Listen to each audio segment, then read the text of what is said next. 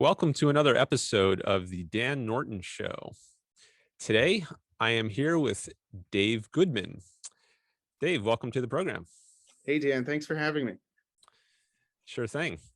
So, let me just have you introduce yourself a little bit to my audience. I encountered you, I think, on Facebook. We just got to, we connected through Facebook, and I recently put out a post which you had responded to, and you said you were interested in having some discussion. So how about we start by, oh, by the way, I'm wearing shades because it's very sunny out here where I am. So normally I'm not doing that, but for the audience, that's why I'm wearing shades today. So Dave, can you just tell us a little about yourself by way of introduction, and then maybe mention whatever topics you were interested in talking about? Sure. So I'm from New York City, and I got into objectivism in high school, became really obsessed and passionate about the philosophy.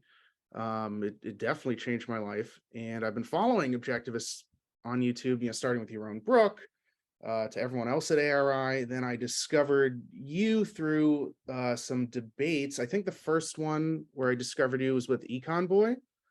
That was a bit of a contentious interview, but I thought, oh, this is interesting.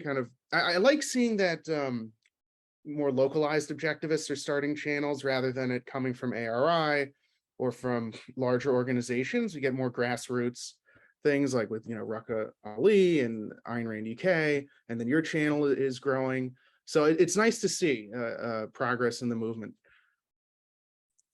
Okay, yeah. So this was, you said in high school is when you first read Ayn Rand's, which I'm trying to get a sense of when that. I don't want you to date yourself if you don't want to. Oh no, Like, I'm this is like, 32. I'm pretty young. So I was 16. So this was about 16 years ago. okay. I started.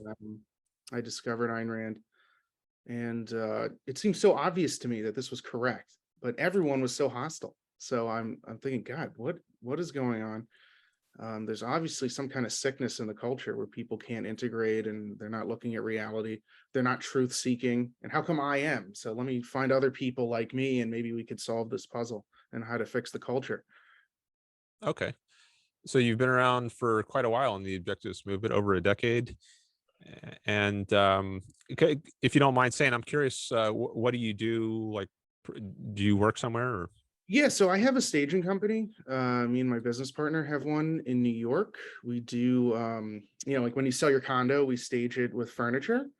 But our thing is it's cardboard furniture. It's kind of a unique thing. So it's a lot cheaper than traditional staging. We just fold it up and place it. And then after you sell the property, we just take it away. Okay. So kind of in the some aspect of the real estate business, I guess. Yes. Yeah. Okay. All right. So what were you interested in discussing today? Did you have a few topics in mind? Yeah, I was kind of interested in how you discovered Ayn Rand and objectivism. What made you decide to promote it actively with a YouTube channel? And obviously, I know you have a PhD in philosophy, and usually people who get to PhD are, reject ideas of reality and logic. But you were able to hold on to reality long enough to get the PhD. So I guess those issues, and then how you see the objectivist movement progressing now, where you see your channel going, in the future. So I thought we'd start with some of those. Okay, sure. So I first read Ayn Rand in 1997. I was 17, almost 18. So I'm 43 now. And I started with a nonfiction, Philosophy Who Needs It, recommended to me by my brother, and I was blown away by it. I fell in love with her ideas. I read all the nonfiction first, and then a year later started with the fiction. I was already interested in philosophy before I read Ayn Rand, actually. So I wanted to get straight to the philosophy. I didn't want to read a whole story. Me too. So in my case, I think it made sense to start with the nonfiction, but I love the fiction too. And I've read all her major fiction works, and I've been interested in an intellectual or philosophical career for, I guess, since maybe late high school, early college, around the time I first read Ayn Rand. So I went on to major in philosophy at University of Virginia. That's where I did my bachelor's. And then, but I was somewhat disillusioned with the experience of being in academia.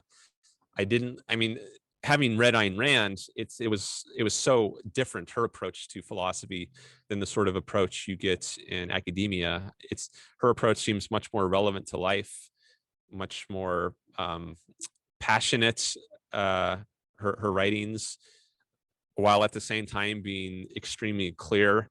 So there's this wonderful combination of reason and emotion in Ayn Rand's writings, which is quite alien to the sort of dry academic writing you get in academia. So I was turned off from that, and I decided not to pursue graduate school immediately after finishing my undergrad degree. So my first thing out of undergrad was I actually worked for the Ayn Rand Institute. Oh, wow. I moved to California, and I worked in an administrative position mostly. I was there for a few years, but then I decided, I think I want to give graduate school another chance. So I think I had cooled off. I was very, as many people new to objectivism are, they get very passionate and worked up about the ideas, and they have these very antagonistic, hostile arguments with people. And there was definitely a phase I went through a year or two of that. And, I was pretty combative at times, maybe even with some professors. But that had I had mellowed out a bit, and I realized over time, it's not really accomplishing much except for making me miserable. Or that might be overstating it, but it was not a very pleasant state to constantly be in this combative sort of attitude. So I focused more on just my own values and what can I do to make my life go well. And so after I had cooled down a bit, so to speak, I think I was more open to the idea of graduate school and realizing, hey, maybe I can get an advanced degree in this subject, and that can somehow further my career. I was very passionate about objectivism from the beginning, wanted to have that play a central or very important, at least, role in my life. And I thought having an advanced degree in philosophy might be a way to do that. So I kept my eye on the prize instead of worrying about some annoying argument that I had to read in academic literature or that some professor made. I just thought to myself, by doing this, by getting this degree, I can advance my career. And that's the most important thing, not changing some professor's mind about some claim he's made. So I think I was mentally in a much better place a few years later, after I initially discovered Rand, to be able to tolerate the sort of things you have to read in academia to get through a degree in philosophy. So after many years, almost about a decade actually, being out of academia, I went back in, got a master's degree at California State University, Long Beach, and then went straight for a PhD after that at UC Davis. And traditionally, people who go into academia and philosophy, they are planning to pursue a job as a professor once they finish. And that's what I thought I would probably do when I entered my PhD degree. But about halfway into it, I started to think, maybe there's something else out there that's more appealing to me. And I started to watch Alex Epstein. He was actually an inspiration to me. He's a intellectual who he also spent some time at the Ayn Rand Institute, but then he went off and he started his own Center for Industrial Progress, and he's done very well for himself as an independent sort of intellectual outside of academia. And I thought, maybe if I could do something like that, not in the energy field as he does, but something more directly related to philosophy and promoting Ayn Rand's, that would be really fun. I think I would enjoy that a lot. So, and YouTube became a thing over the course of all these years. Like when I entered as an undergraduate, back in the late 90s, early 2000s, YouTube didn't even exist. So it wasn't even on my radar as a possibility that this is something you could do as a career. But as these sorts of technologies came into being over time, it started to give me new ideas on the sort of career I can make for myself. So late in my PhD degree, I thought maybe I'm just going to try this. I'm going to start a YouTube channel doing what I love, which is, focusing on objectivism and promoting it to the world. Mm-hmm. And let me just see what happens. That's what I decided to do. And I still have to do other things to support myself financially, because it's very hard to make a living on YouTube. You need a massive audience, efficient revenue to actually sustain yourself. So I'm doing some other things. Like I've driven for DoorDash. That's my main money maker. But I've also done tutoring, like homeschooling, that sort of thing. I have got a few students. So I have a few different streams of income. But I hope to eventually grow my channel large enough so that I don't have to do anything else and I can just focus full time on that. So maybe I can put in a plug here for my channel. If you want to help me grow my channel, get to that point. I've got a YouTube channel, obviously, if you're watching this, and always trying to get more subscribers. I also have a Patreon account. So if you want to support me through Patreon or PayPal, those are things you can do to help me out. So I think that was a pretty long answer to your original question. So let me just stop here. No, that was good. Let's see. So when you started the channel, how were you able to get some kind of, I'd say, relatively high profile lefty content creators to agree to debate you? Like, I guess Econ Boy is relatively new. And who was the most recent one? It was the guy with kind of blondish hair, curly hair. You might be thinking of T-Jump. I think that's him. I think he has a dyed blonde hair. He's not the most recent, but he was. Yeah, there have been a few since then. Actually, I just debated Hunter Avallone. He's a YouTuber with over 500,000 subscribers. It's actually the largest or second largest channel I've been on, after Sam Cedar, his channel. I remember. Oh yeah, I remember that. You were but that wasn't on video. But so those were good debates. I like the guy with curly hair. I think he was. I mean, there's certainly a lot of evasion on that side, but I think he had a hard time disputing some of your arguments, because again, objectivism is true, so it just makes sense. It's hard to kind of engage in mental gymnastics forever. But how did you just send them an email or message them on YouTube, and they just agreed? They thought, okay, I'll debate this new up and coming guy who likes Ayn Rand. It could be an email. Sometimes that's how I make my first contact, or sometimes I just use Twitter. I'll just send them a DM on Twitter, or maybe on Discord, Facebook. I've gotten a few. So various social media. I'm on Facebook, Twitter, YouTube, and Discord. So I think those are probably the main social media platforms I use. And then there's also just regular email. So there's a variety of ways I get in touch with people. And then, once I make contact, I'll usually just include a link to my channel so they can check me out and see if I'm someone that they would be interested in having a conversation or debate with. And then some of them say yes, some of them say no, some or just never get back to me. But then there are also some, like Sam Cedar, where he's just got a call-in show. So there's no preliminary, it's not a scheduled debate. It's just got an open line and he just takes callers.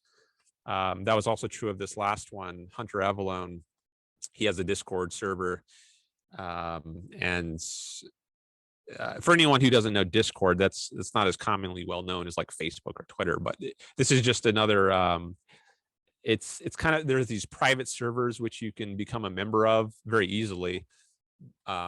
And then a lot of YouTubers have a private server on Discord, and you can join these servers and get in touch with people that way. But then there's some people like Hunter Avallone, which you connect with him through Discord. He's got a debate like sub channel within his server, and then he'll pull you onto his show whenever he wants to take your call. And that's how I got on my last debate with him. Well, Sam Cedar, it's so tricky because he's, again, such a dishonest character. He asked you a question about, I remember taking penicillin, I believe, if in terms of communal illness and weakening the power of penicillin, and how that would, correspond with rational self-interest. I think you weren't quite sure how to address that. Honestly, I'm not quite sure how to do that as well. I feel like I would just take the penicillin, and then in a free market, people would develop new drugs that don't have that problem. Yeah, he was asking about antibiotics. Right. And he was trying to make the point that there's a conflict between what's good for the individual and what's good for society. And I think he was arguing that, well, it's in the individual's self-interest to just take a bunch of antibiotics so you're become resistant to all these diseases. But if you do that, then you can create these things called superorganisms. So I guess the bacteria can become resistant to certain antibiotics. So if you take a lot yourself, then you produce these resistant strains of bacteria, which can then go around and affect other people in society. Which so isn't there a conflict between what's good for you to do and then what's good for society? And I wasn't sure off the top of my head exactly how to address that example. And I had some discussion later on a private forum, Harry Binswanger's forum, HBL, where we discussed that particular example. And I don't know if I can remember off the top of my head exactly what my conclusion was, but I worked through it later more to get more clear on what to say if that sort of example comes up again. But yeah, there are often examples where I'm not sure what to say when I'm just thinking on the fly. And I think that was one where I didn't have a really good answer worked out in advance, and I had to do some thinking later so that if it comes up in future debates, then maybe I'll have a better answer at the ready. And I guess the fact that I can't recall exactly what my reasoning was on Harry Binswanger's forum means that I haven't really automatized that conclusion. Even if I figured it out, it's not, at the ready, so I can just immediately reproduce that. And that's the case with a lot of things that happen in debates. Like every debate is a learning experience. I'm always finding out, like, what are my weak points? What do I need to learn more about in order to do better in future debates? And that's one of the things I like about debates. It helps me figure out, how can I improve on my understanding. So Okay. there's always like history. That's another thing. Like sometimes people will talk about the history of capitalism and what about the 19th century. They'll cite something which I might have a little bit of knowledge on, but not that much. And then I'll just know that, okay, this is something that if I have time, I'll want to brush up on. I mean, there's always limited time. You could spend your entire life preparing for these debates, but there's a balance between, how much time you spend preparing versus just going out there and actually talking to people and having conversations. And different people might strike that balance differently. And I don't know that I always strike it in the optimal way, but Well, if you want to build the yeah. channel through debates, I would definitely get well versed in the 19th century, or I don't know, big pharma. But since we have the principles, of what's going to lead to that innovation, you could still kind of address those counterpoints that you get about the 19th century. But so you didn't remember Harry's answer about the antibiotic question? Well, I think I actually proposed, I think there were a number of people who were participating in this thread on HBL, and I had proposed one answer. I mean, if you want to wait, I could pull it up and just like read what I wrote, but and I remember Harry agreed basically with what I had come up with. So To yeah, take the penicillin, or let me see if I can recall what I said. So I think maybe it was that if you it's not actually in your self-interest to take a bunch of antibiotics if the result of that is creating many antibiotic resistant strains of bacteria, which can then, let's say, go around and kill all your family or your friends. Mhm. So is it really in your interest to take all these antibiotics if it's the result is going to be very deadly bacteria that kill all the people around you? I think that might have been at least part of my answer as to why it's not in your rational long-term self-interest to just load up on antibiotics. So it actually, there is some kind of harmony between what's good for you as an individual and what's good for society. There might have been more to it, but I think that was at least part of the answer I came up with. Okay. Let's see. So you said you're not from Southern California originally? You moved, are you from the East Coast or? Yeah, from Virginia. Oh, Virginia. Okay. Okay. I know. Yeah, there's a lot of objectivists from Virginia. Actually, like Harry and Craig and so I think there's a few more who grew up in Richmond. Yeah, I was from Northern Virginia, pretty close to Washington, D.C. So I could drive to Washington, D.C. in like 20 minutes from where I grew up. So I was in Fairfax County. And Harry was from Richmond. Yeah, so I guess I met some objectivists from Virginia, but I was already at the or almost about to start at the University of Virginia when I first read Ayn Rand in '97. I guess some of the objectivists I first met were in Central Virginia in connection with the Objectivist Club that I started. But then also later I met some back in Northern Virginia. But I guess it wasn't as, I guess the internet was in a relatively young phase at that point. So I probably could have met more if it were like there wasn't Facebook at that time. I probably could have met more people through social media back then if we had something like Facebook. But yeah, I met some people there. Not Harry. He was long gone from Virginia by that point, and you know he's of a different generation. Right. So, but I was in email contact with him from pretty early on. Do you which go to was OCON? nice. You go to OCON typically, or?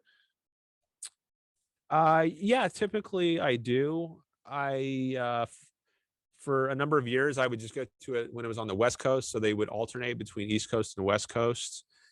And whenever it was on the West Coast, I would go to it.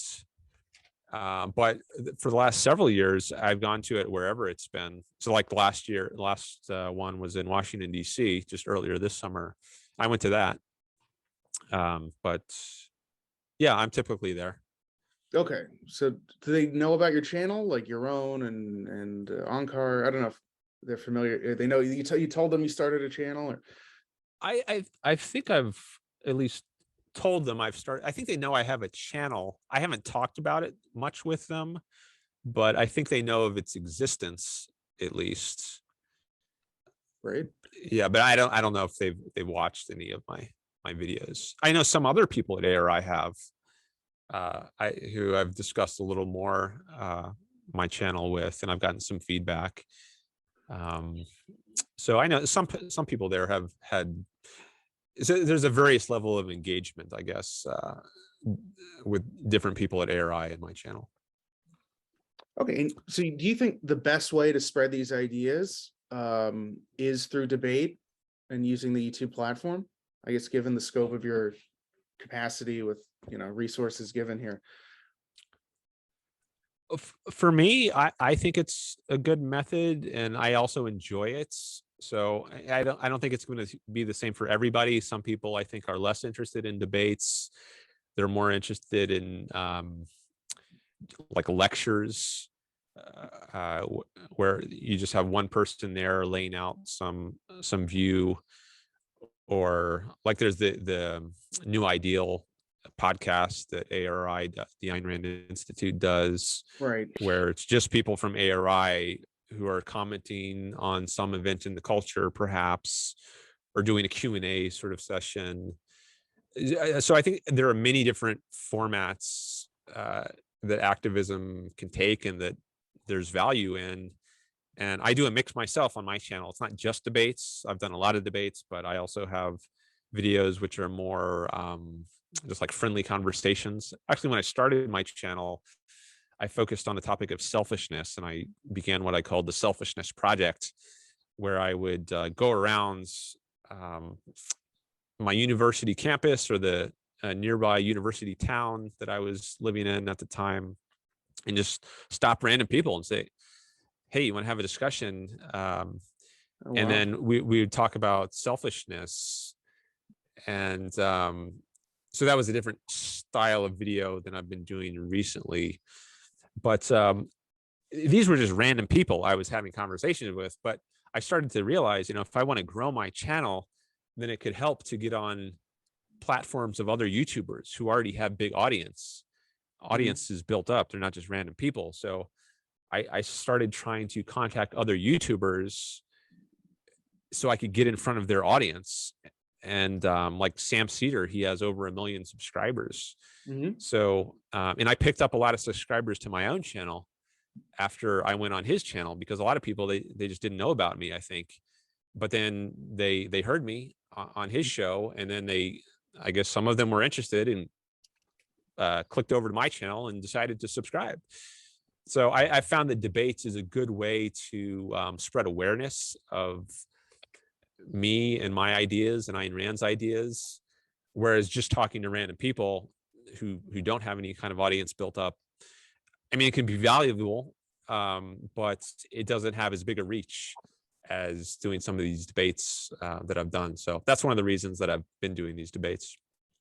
And you think have you changed anyone's mind? Have you gotten like private messages like, I was, I don't know, a lefty or a religious conservative, and like, this is really persuasive. I'm going to go read Ayn Rand now. And I've certainly, I don't know if I've converted anyone to objectivism, but I've gotten people to take Ayn Rand seriously and to see that there's something substantial there in these ideas, that they shouldn't just be dismissed. And for me, that's a small victory. Yeah, I don't know if anyone has been converted by any of my debates.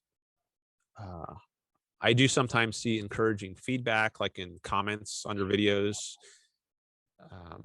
So there's always going to be I think a silent majority for any debate. Like, so any debate is going to have, like the last one I did, it's got, I think, 6,000 or 7,000 views now on YouTube, and it's got like around 700 comments.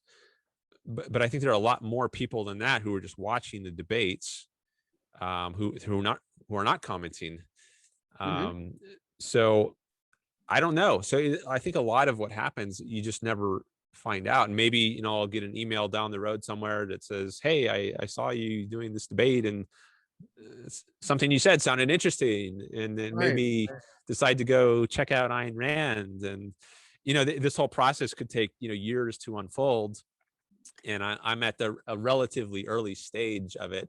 So I haven't seen a lot of direct, like straightforward comments like, you've changed my mind, or you got me into Ayn Rand. But I think I've been planting lots of seeds, and maybe I'll see some of those sprout in the future. Yeah, change, it's never like you give the correct answer or a logical argument and people go from 0 to 1. It's very subtle in incremental ways. Maybe I know people who love the Fountainhead, but they still voted for leftist candidates but in their career, I think it affects people's career more than their politics initially. Like they, in terms of the integrity they have at work and their willingness to take risk. At least that's the feedback I've gotten from people who take something from Rand, but just not in a political sense. Would you ever consider going like on college campuses, like doing like a Socrates style, like you have a booth like, oh, Ayn Rand was, like Steven Crowder's Change My Mind. He has a little booth, and if you just said Ayn Rand was right, or I don't know, taxation is theft, or selfishness is a virtue, and then just recorded that and put that on your YouTube channel, like UC, or I don't know what's in Orange County, but there should be some good universities there. I mean, no, I haven't done exactly that. I mean, like, as I mentioned before, I've gone around my college campus or a nearby town and I've talked to people, but I haven't like set up a booth in the way that Crowder does and Yeah, put up I a think that would be sign. a great idea. I would do it. I'd fly out if I have some family in California. I'd fly out. Me and you could sit at a booth and just be selfishness is right. Let's change my mind. Yeah, that's an interesting idea. Maybe I should give that a try. I don't know if I have to get permission from the university to set up a booth like that, or maybe there's just some nearby public place I could go to do that, which would be about as good. But that's an interesting idea. Yeah, maybe I will try that sometime. Oh, I think that'd be fantastic. And let's see, your family, are they traditionally kind of conservative Virginians? Are they a little shocked by your views, or? Let's see.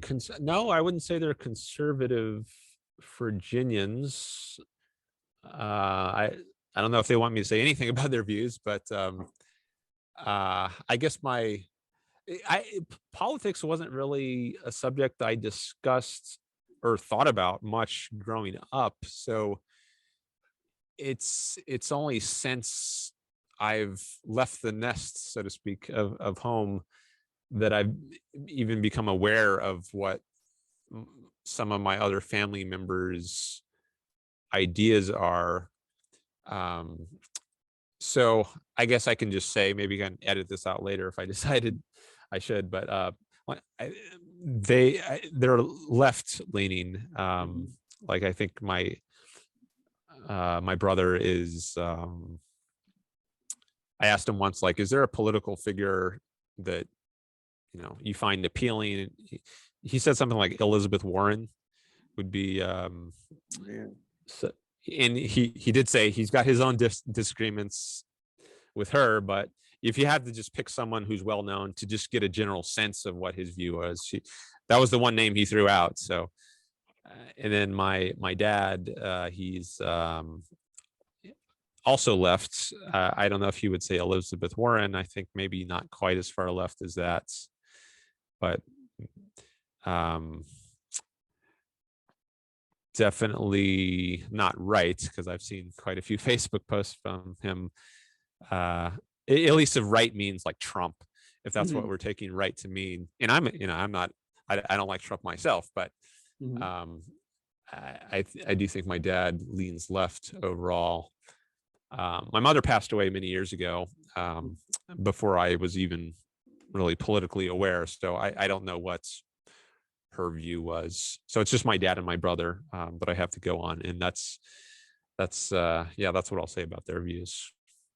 Okay, so how do you see the GOP today? Are you kind of optimistic about Rand's influence on the party, or do you think it's heading in kind of a religious, nationalist, collectivist direction, authoritarian direction, like the dim hypothesis has predicted? Okay, so the GOP today, for anyone who doesn't know that last reference, the dim hypothesis, that's Leonard Peikoff's. He has a book called The Dim Hypothesis. Leonard Peikoff being the Ayn Rand's best, most famous student, her heir in some ways.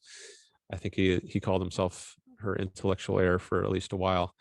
And he wrote a book called The Dim Hypothesis, where dim stands for disintegration, integration, and misintegration. That's the acronym.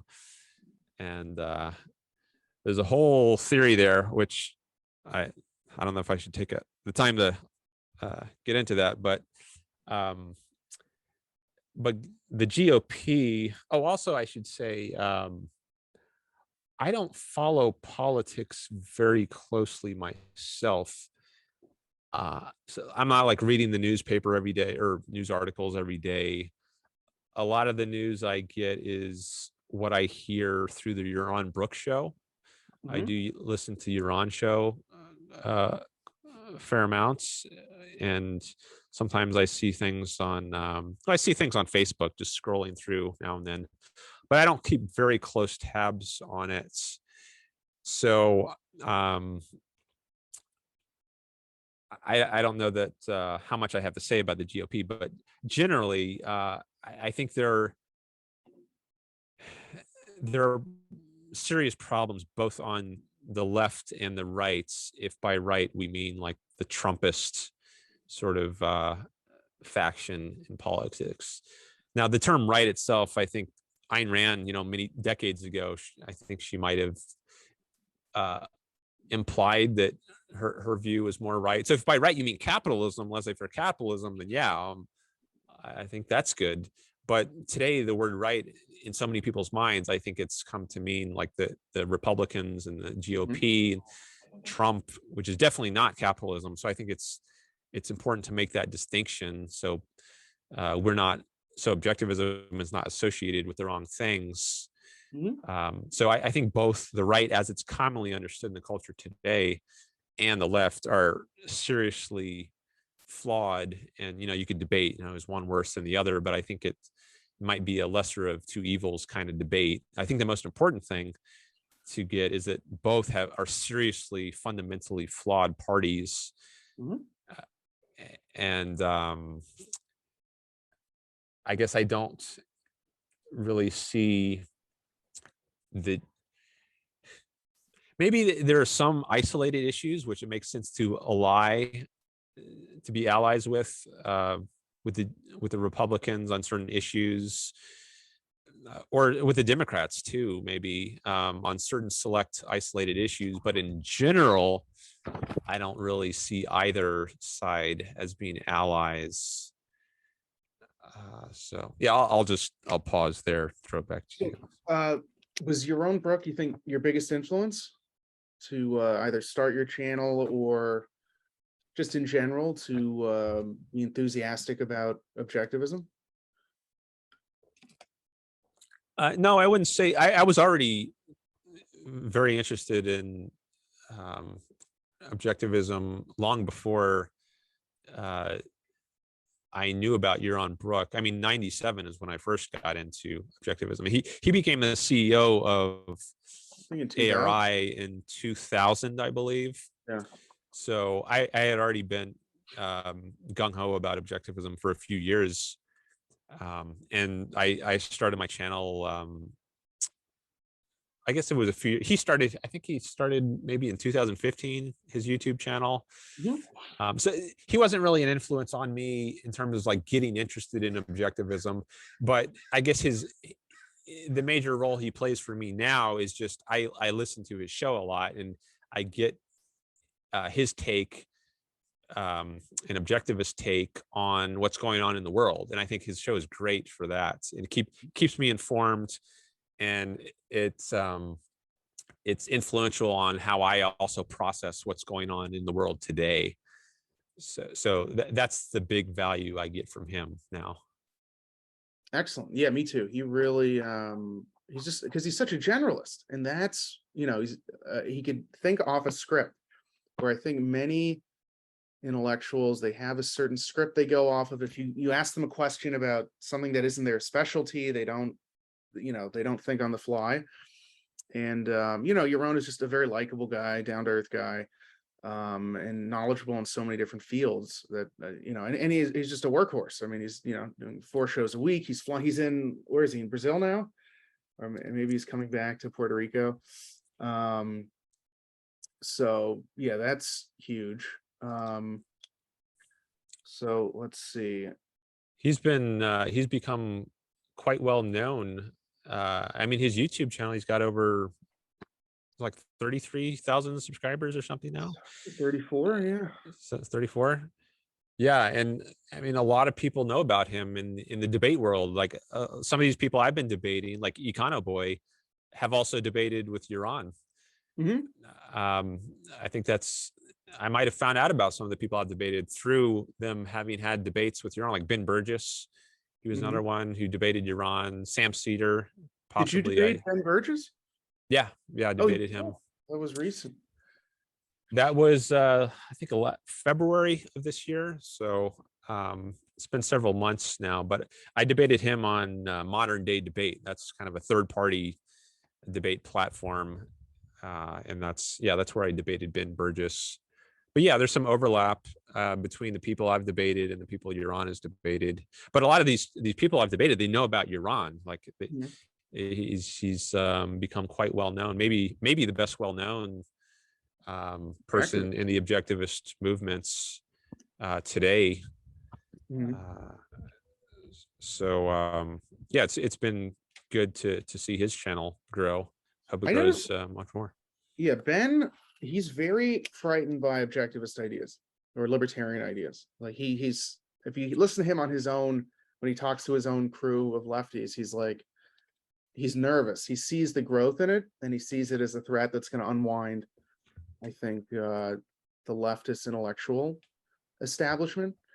In general, though, I don't think most lefties are afraid of Ayn Rand yet.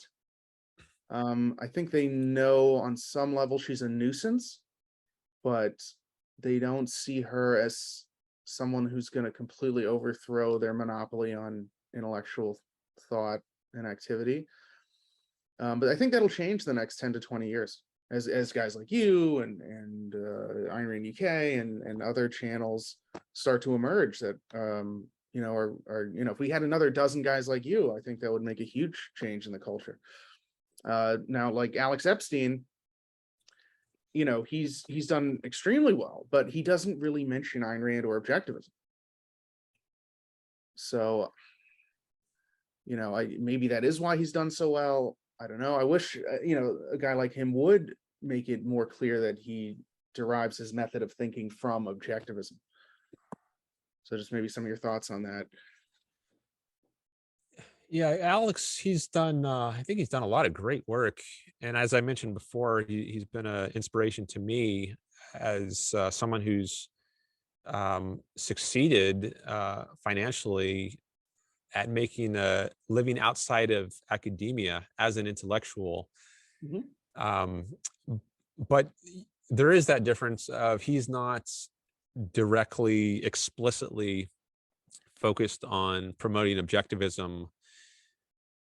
And I am, and that's just what interests me the most. So we need to be egoists. So if what he's most passionate about is defending fossil fuels or talking about the energy industry, then I think it makes sense for him to focus on that. That's what drives him, and that's what he's most passionate about.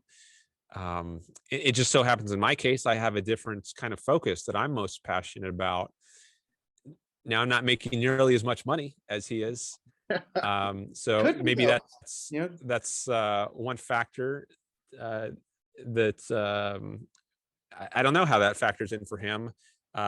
Maybe it's different. But I think I would rather make less money and focus on objectivism explicitly than make more money focused on something else that I'm just not as passionate about. And I do hope to make more money eventually focused on objectivism, but it's going to take a while. Yeah, give it 3 to 5 years. Like even my own business, it's like 3 to 5 years to really get that exponential growth factor. Because making a living on YouTube is an incredible, what a satisfying quality revenue stream, because our current mixed economy jobs aren't the best. I don't know, because I think if we had laissez-faire capitalism, we wouldn't have these 40-hour work weeks and office politics. I think those are products of statism. I think we would have most of us probably work from home 10 hours a week doing things like podcasting or it's hard. You can't really imagine what it would be like. It would just be so radically different. I mean, we could have flying cars by now. Oh, 100%. Maybe we could be on Mars. We could be in other galaxies. We couldn't even imagine. Harry talked about Harry Binswanger on his recent Q&A, someone asked him about, will automation remove all employment? He doesn't think so. I guess most Yaron agrees, but I think eventually, 1,000 years of laissez-faire capitalism, 10,000 years, machines could fix machines even if they break down. I don't know if human employment would be absolutely essential. Well, maybe it depends on how employment is understood. So if in a very broad sense, if it just means productivity, then I think there's a good argument to be made that that's never going to go away. Like whatever state you're at, you can always do better. You can always improve things, and you can always use your minds to make things better. So if simply using your mind to make things better is productivity, and if that's another way of saying you're employing your rational faculty to make your existence better, then in that very broad sense, I don't think employment will ever go away. But the form that employment takes, I think, could radically change. But couldn't, I don't know, in terms of food, shelter, transportation, I don't know, let's say machines produce these things. We didn't, employment, what would we even need to do? I mean, maybe there'd be some psychological things we could do, but in terms of raw basics, I think machines would produce most of those values. And then I guess how would private property and wealth distribution work under that system? I mean, this is probably a few thousand years from now, but I just wonder how objectivism would hold with rapid technological growth, if it would have to be tweaked or something. And do you have any disagreements with the objectivist philosophy? I don't know. I've over the last several months or so, I've been wondering if I have some different disagreements or in the area of meta ethics. So like the issues like the ultimate value, like is the ultimate value life, or is it happiness? Is it both? Are they just different ways of looking at the same sort of thing? I've had discussions about these sorts of topics with other objectivists, and the discussions have made me at least question whether I have a different view than Rand on some of these meta-ethical issues. So I'm not sure. I think hedonism is a topic I've been thinking about over the last several months or year. Like, if you understand hedonism in a certain way, could it be compatible with objectivism?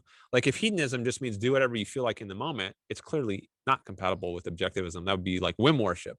Mm-hmm. But if hedonism just means pleasure is the highest value and happiness is a form of pleasure, well, is that very different than what Rand says? I mean, she says happiness is the moral purpose. Properly, it's the moral purpose of one's life. Well, if hedonism is just making a claim about what the ultimate value is or the highest value, well, I don't think that's too far afield from what Rand is saying when she says happiness is the highest purpose. So it depends on how exactly you understand hedonism. I read a dissertation by someone several months ago who's argued actually that I think his argument is that Rand's view is consistent with hedonism, or at least hedonism, if you understand it in a certain way, is consistent with Ayn Rand's view. If you understand it in a very narrow way, as I mentioned, like it's just whim worship, do whatever you want in the moment, then it's obviously not compatible. But I think even like Epicurus, ancient Greek philosopher who's commonly associated with hedonism, even he thought that was not a correct approach. It was kind of a straw man, I think, of his view. So there are some of these sorts of issues which I'm not sure I have the same view as Rand, but maybe I do. You know, maybe if I had a 3-hour conversation with her and tried to hash all this out, right? Sure. Maybe she'd say, okay, yeah, maybe if you interpret it that way, then I could get on board with that. I don't know. Well, Well, just So that I just have, pleasure and happiness are just not the same thing, is what she's emphasizing, and happiness is really a long range prospect. But not to say that pleasure, range of the moment pleasure, is always wrong. Like, I like getting a cheeseburger, once in a while. And so I think as long as it's consistent with your long range well-being and flourishing. yeah, Um, there are different senses of pleasure. So there is the kind of immediate sensory pleasure, but there's also what you might call intellectual or emotional pleasures, like joy or happiness. So, mhm, um, so, uh, so these terms are they have different senses, and I think it's important to be clear on exactly what you mean by a certain term. So if you mean a certain thing by pleasure, it's clearly not uh, compatible with Rand's view that pleasure is the highest good. But if you mean something else by pleasure, maybe something more like happiness or flourishing or well-being, mhm. then maybe that is compatible. So I don't think there's like a one line answer that can decide the issue. Some of these issues you just have to have discussions with people and figure out exactly what they mean by terms, what senses they're using the terms, to figure out what exactly the claim is that's being made, whether it's consistent with objectivism, whether it's rights. So, but there is another issue though, which I've written some about on my Selfishness Project website and also on Harry Binswanger's forum, which is the dictionary definition of selfishness. I don't know if you're aware of any of that, but in the introduction to the virtue of selfishness, Ayn Rand says that,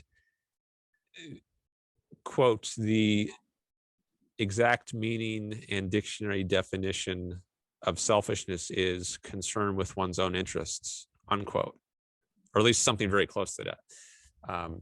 So many people have noticed, well, if you actually look in a dictionary, what you find is typically not what she says there. So concern with one's own interests, that's usually not what you find in a dictionary, yet she says that's the dictionary definition of selfishness. What you usually find is something like concern with one's own interests at the expense of others. Mhm. So that might be a point where I have a disagreement. Like, was she actually right about what the dictionary definition of selfishness is? I'm not sure that she was. At least I have some doubts. Now, some people have tried to interpret that statement to mean, oh, she wasn't saying this is what the dictionary definition is. It's what, rather, she's saying this is what the dictionary definition should be. What she means is this is the proper dictionary definition. And I'm not sure that's the right interpretation of what she says, but some people have put that forward as a way to address this criticism that she's falsely claiming that the dictionary definition is Well, concerned with one's depends. own interest. I guess which dictionary? Maybe in the 50s or 40s when she Uh-huh. cracked one open. Then today the altruist corrupted it or something.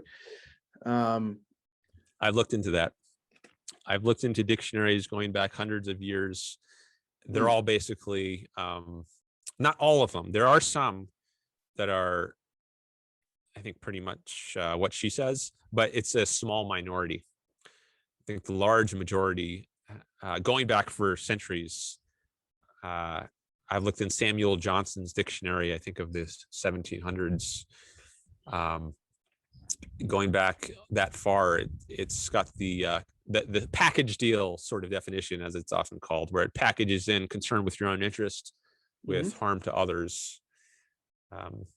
So yeah, it's not just a recent phenomenon. I've even looked in the dictionaries that we know Ayn Rand herself made use of, because sometimes she references in an article, she's giving the dictionary definition of some term, and she'll say, like, this was the American Heritage Dictionary of 1968 or whatever, or the Random House Dictionary of 1968. Well, I've tracked down as many of these particular dictionaries that she cites as I could. I think there are like about 5 of them. And even in those dictionaries, they have the package deal sort of definition of selfishness. The closest one I've found to hers is, it's different by only one word, but I think it's an important word, which is, quote, concern only with one's own interests, unquote. So that word only, I think, is important, because I think the way that's most reasonably interpreted is that you don't care about others' interests at all. You're just a jerk to others. You're rude to others. You only care about your own interests. Now, there's a way of interpreting that only such that it is compatible with her view. Like if you take it to mean like primarily or fundamentally concerned with your own interests, yeah, I think you could say that is her view. But I don't think that's how lexicographers probably intend it. I mean, they're trying to reflect common usage. I think that's what a dictionary is trying to do. It's trying to capture how this word is typically used. I mean, that's the value of a dictionary. If you want to know what, you hear some new word and you're not sure what it means, you look up in a dictionary to see what someone probably meant by it. And I think what most people probably meant by it, and what the dictionary is trying to capture when they say concern only with your own interests, is that you don't care about others, and you're kind of rude or a jerk. You're doing things at their expense. I think that's the best interpretation of this concern only with one's own interests sort of definition. Psychopathy, like with you debated, I think it was an English guy or Welsh or something. You guys kind of got hampered on the idea of psychopathy or criminality. Oh, right.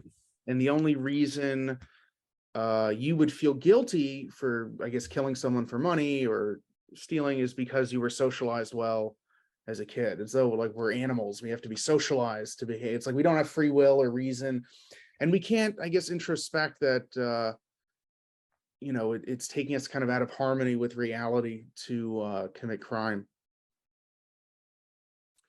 Right. Yeah. So that bridges to a somewhat different topic. So just to kind of tie up that last thread. So you asked about, like, do I have any differences or disagreements with Ayn Rand? So there's the meta ethical issues, which I'm not sure I disagree on. I just have questions about. And then, but there's also this issue of the dictionary definitions of selfishness. I think there's a good chance I have a disagreement on her over what the dictionary definition of it is, but there's still questions of interpretation. What exactly was she saying, or what did she mean by saying this is the dictionary definition? But I think there's a good chance, at least, that I have a disagreement there. But now going to what you were just mentioning, so you were referring to my debate with Perspective Philosophy. That's the guy's name. And yeah, so he was saying, well, you were raised in a certain way, so you might not, find your self-interest in like murdering, robbing, raping other people. But other people, maybe they would. And I do think you had mentioned introspection. I think that is one of the methods by which you need to figure out, like, if you just go by, whether you get caught by the police for doing something, I don't think that's enough, because you can get away with doing things, in the sense you're not thrown into jail. So you might get away with stealing a pack of gum. Maybe nobody catches you at the convenience store. You don't end up in jail. But to really see what's wrong with doing that, I think you do need to introspect and realize, okay, existentially, yeah, I didn't get thrown in jail, but how do I feel about this? Like, do I respect myself? What is my attitude towards other people? Am I treating people with dignity? Do I have any right to ask anyone to treat me with dignity if I'm treating other people this way? So I think you have to do this kind of reflection and introspection to understand why certain actions are in your interest or not in your self-interest. So that led to a discussion of introspection and whether that's reliable. That itself is an issue unto itself. The reliability of introspection. I think many psychologists, they don't think it is. They want to downplay the importance of introspection and be more, quote, scientific. That's ridiculous. It just denies all free will or observation and logic. which is, it's just like sense perception. I view introspection as pretty much on the level of sense perception. Well, maybe that's a bit of an overstatement, but close. Yeah, there's a kind of it's analogous to sense perception in that you're directly given some data. Like with your senses, you just open your eyes and something strikes you. This looks beige looking at this thing over here, or this fence looks white, this plant looks green. It just strikes you. And likewise, when you introspect, you can just see, I'm feeling happy right now, or joyful, or I'm feeling depressed. There's just this immediately given data, which you don't have to infer, like reason your way to. It's just given to you directly.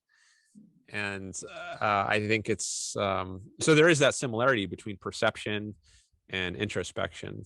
Yes. And you can make mistakes about like more involved things, like why do it might be easy to say, well, I feel good about this, but the hard part where you can start to make mistakes is why do I feel good about this? Introspecting your reason. So I tried to give that example in that chat with perspective philosophy. Like you might feel positively to a certain person, but you might think your knee-jerk reaction is, oh, it's because the person embodies the trait of honesty, and I like honesty. But really, it's something else, because you notice you feel different towards someone else who's also honest. So using Mill's methods to differentiate, you realize, oh, maybe there's something else going on. So, but that gets into a more inferential sort of mode. It's not purely just like observing your state inside. Concepts are the realm of fallibility, but just that, I don't know, the signal you get can't be wrong. I guess, well, okay, let's say, I think he pushed back about, like, if you're really psychopathic, or I hate the term antisocial. I think it's a package deal, because if you don't want to socialize, therefore you're a criminal, or you may just be more kind of a loner. But he would say, if you're really like Jeffrey Dahmer or something, you won't have that introspective signal, right? That what you did is evil and unjust and monstrous. And I don't know if that's true. I think maybe they just repressed that signal. Maybe they've been very good at evading and repression. I don't know either. I mean, I would at least entertain the possibility that there are some people who just, there's something wired abnormally in their brain, and so they don't have the normal sort of human emotions that most people do. But maybe that's wrong. I don't know. But I don't think that really has many implications for ethics, for how we should behave, how people in general should behave. So even if we grant, for the sake of arguments, that there are some strange cases where people don't have the normal range of emotions for the normal reasons, I don't think that implies for the vast majority of human beings that therefore they should go around murdering and robbing and raping just because there are these freak cases. No, that doesn't follow. That's a good point. So do you think, just based on kind of what you were saying about dictionary definitions, do you think self-interest is a better term than selfishness? Or do we really just selfishness, even if the dictionary, I don't know, doesn't help our case as much today? Should we just be like, nope, we're selfish, egoistic, or just like, no, we're rationally self-interested, we're not into, I don't know, narcissistic or exploitative? So here's a case where kind of echoing a point I made earlier, where I don't really think there's like a magic word or sentence. So no matter what word you use, you're gonna have, it's got to be a discussion. So it might make more sense in certain contexts to not use the word selfish, because that's not going to antagonize people right off the bat. Mm-hmm. I mean, it might antagonize people immediately if you use the word selfish, whereas it wouldn't if you use something like self-interest. But even self-interest, it might not immediately make someone antagonistic, but you get a few sentences or paragraphs into explaining what it is, and maybe they start to become antagonistic even to self-interest. They might say, oh, well, it sounds like what you mean by that is just like what people mean by selfish. So it might take a little longer to get there. But I think the more important thing to recognize is just that there's deep premises that have to be uprooted, like that it's good to self-sacrifice or it's bad to do something for yourself. And different words you use might make it take more or less time to get there, but you've got to have a conversation and explore those deep issues, like whether it's good to live for yourself or good to live for other people, or should one have a balance of those two. It's got to be a whole conversation. And I think you can debate or haggle over what is the best word to use in a given context, but I guess I'm more interested in having that larger conversation, which so I think the important issues here, they can't be resolved by a word choice or a sentence choice. There's a whole issue, a network of issues that has to be explored. So, well, I like what Yaron said. He said, look, we do have the silver bullet. It's just going at 2 miles per hour in terms of changing the culture, even if we're kind of having disputes over certain words. But we have the general orientation that's going to lead to victory. Is we've got it. It's just very slow and incremental. And I think a lot of objectivists are impulsive, like I was.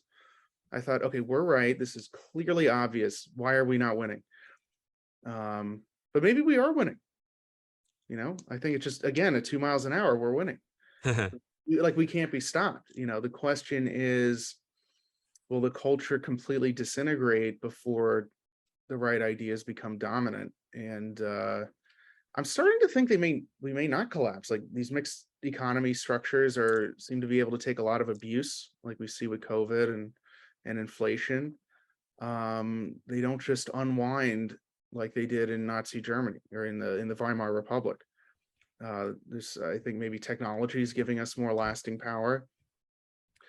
So it very well could be we'll just kind of sputter and stagnate a bit until objectivism becomes a real force in political culture.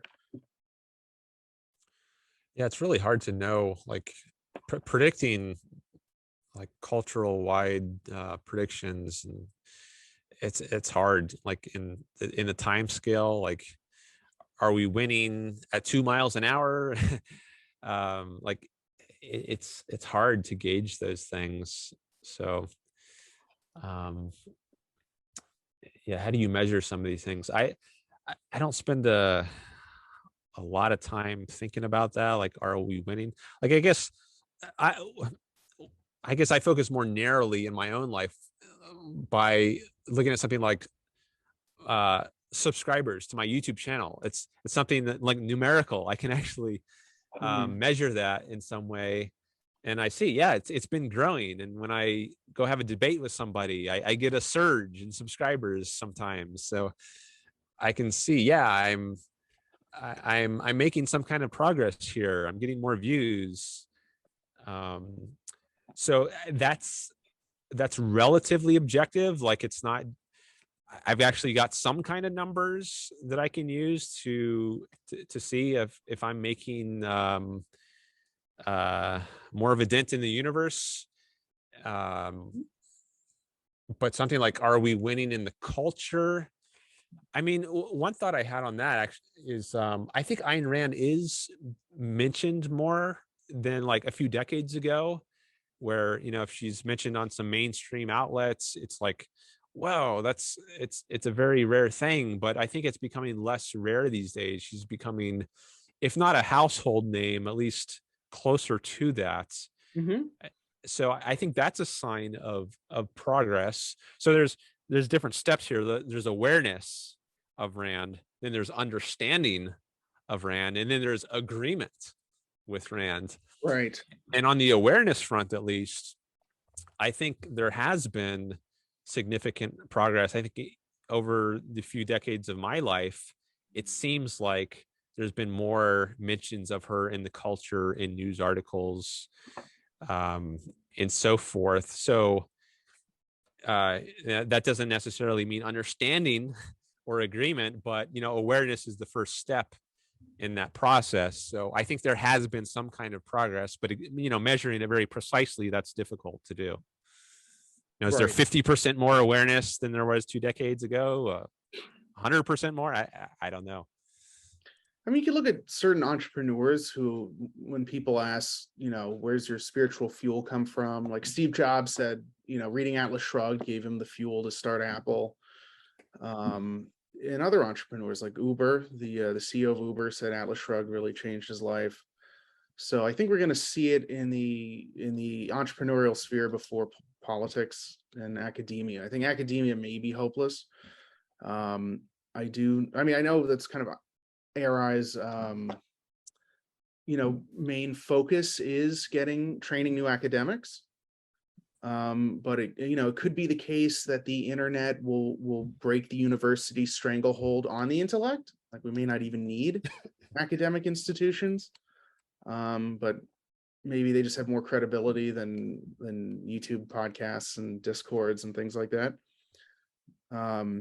But yeah, there's just so much pushback in academia, whereas you don't get that in other circles. And people looking for self-help, just regular people, really take to objectivism.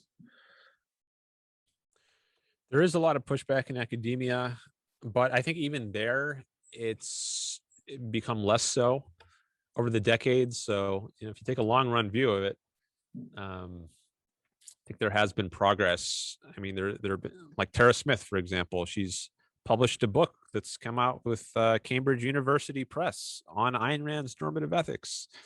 Oh, is that right? Recently? This was 2006, I believe it came out. But there's also been other academic publishers. University of Pittsburgh Press came out with a series of books. There might even be more coming out on based on the Ayn Rand Society meetings. So and that itself is a sign of Ayn Rand's at least small penetration into the academic world. So there's the American Philosophical Association, the APA, and then associated with that, there is what's called the Ayn Rand Society, where professionals every year, or at least most years, they have some kind of conference, and they give academic talks about Ayn Rand's philosophy. And there have been academics who have debated with objectivist academics. So like Tara Smith, her book, there was a symposium around her book when it came out in 2006. So I think it's still quite minor overall, the interest in Rand in academia, but I do think there it's been growing. But also, I do think that there might be academia might change radically, partly due to, as you mentioned, the internet. There's a ton of free and high quality content on a platform like YouTube. Like there's series like Yale lectures, or I don't know, MIT might come out with a course which you can take on YouTube for free. So there's a question of how you grade people, if you're going to get students, but I think that academia might change radically, and maybe it's not the best strategy to focus on changing academia, but to do something else. I think the Ayn Rand University actually has recently been established as a broader sort of program than the Objectivist Academic Center, which for many years was a program the Ayn Rand Institute ran, which I participated in. But over the last couple of years, they've broadened it to not just be training objectivist intellectuals, but I think the focus now is anyone who's had some kind of interest in Ayn Rand's ideas. Maybe they've read a book by Ayn Rand and they've become very intrigued by it. Well, now that person can take courses at the Ayn Rand University.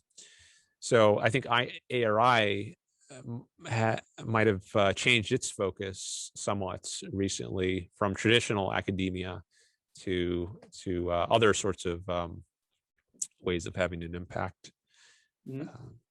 Yeah. So you're overall optimistic. You don't see us, collapsing into a civil war or an inflationary depression, and you see a relatively stable future, and your channel growing and objectivism growing. I don't know if I would say I don't think I'm overall optimistic or pessimistic. Mhm. I don't really have a view on the odds that objectivism is going to win out and that we're not going to collapse into a new dark ages. Mhm. I mean, I think there have been some very bad signs in the culture, like the rioting over the last few years, like the BLM riots on the left, and then the January 6th riots on the right, or the Mhm. Trump riots. I mean, in my lifetime, I don't think there's ever been riots like that at that level and of seriousness and prolonged nature. I mean, there wasn't Seattle or Portland like under siege for weeks or months. Yeah. So I think there are some very bad signs. Some very good signs too. I mean, I love the internet. It's an amazing tool. It's a very powerful tool. So I don't really, I don't really have a view on like I wouldn't say I'm optimistic or I'm pessimistic. I just don't know. I'm just focusing on like what I can control. So I'm Mhm. growing my channel. I'm pleased that I've had some growth. I mean, I'm still relatively small, and I mean compared to many other channels. I mean, I'm many times smaller than Yaron Brook, but I'm also many times larger than I was 2 years ago. So I'm but I'm focused on making my own life the best I can, Mhm. and I'm hoping that in the process of doing that, that also helps improve the culture at large. Mhm. As to whether it will make a significant impact or whether it will in my lifetime, I just don't know. I'm just doing the best I can and trying not to worry too much about things I can't control or spend too much time trying to make predictions about things that are just like super complex. It's just hard to know how they're going to turn out.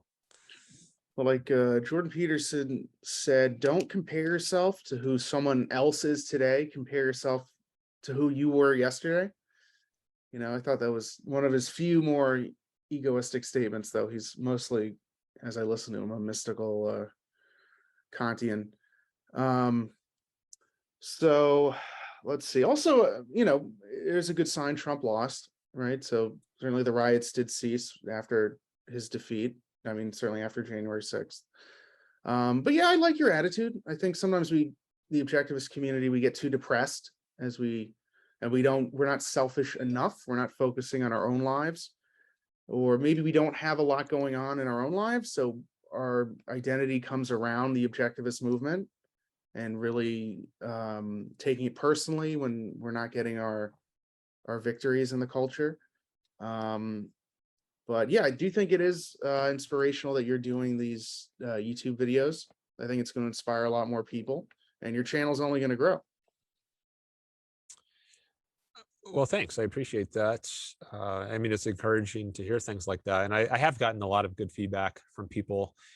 Uh, it's not all been good. I have gotten some criticism, much of it public. I mean, you go on uh, any video I've done. I mean, obviously you're going to hear criticism from the other side, but I mean, even from objectivists, I've gotten some criticism. I guess that's usually I don't know about usually. Sometimes it's more private. Like I might just get an email from somebody or a DM from somebody. Um, Sometimes it's public. I've seen some nasty things said about me by people who are objectivists, or at least call themselves objectivists. Yeah. And I think I'm not really surprised by it. I mean, there's lots of disagreements in the objectivist movements um, over strategies. Uh, so I mean, I take it into account, and I consider, does this person have a good argument that I should be doing something differently, or are they just hurling insults at me? I mean, if they're just hurling insults, which happens sometimes, then it just means nothing to me. I mean, that I'm totally open to constructive criticism, but if you're just hurling insults, that accomplishes nothing, and I just ignore it, and I block you, and you're gone from my universe. Yeah, you have to. Yeah. Well, there's a Yeah, lot of ugliness out there. There's just a lot, even within, so because we're still so early, and a lot of people who call themselves objectivists, I don't really think are. I think they may have, again, gotten some spiritual fuel, but they haven't really made it their own. They don't live by it, right? It's they're not benevolent, they're not being rational, they're still kind of, I don't know, impulsive, hateful. But again, the culture is so nihilistic, it's easy to fall into that bitterness and just kind of lash out and get nasty at people trying something new, trying something positive. yeah, yeah, I don't know that I have much to say about like the causes of that, like or like, are they really objectivists, or are they pseudo objectivists?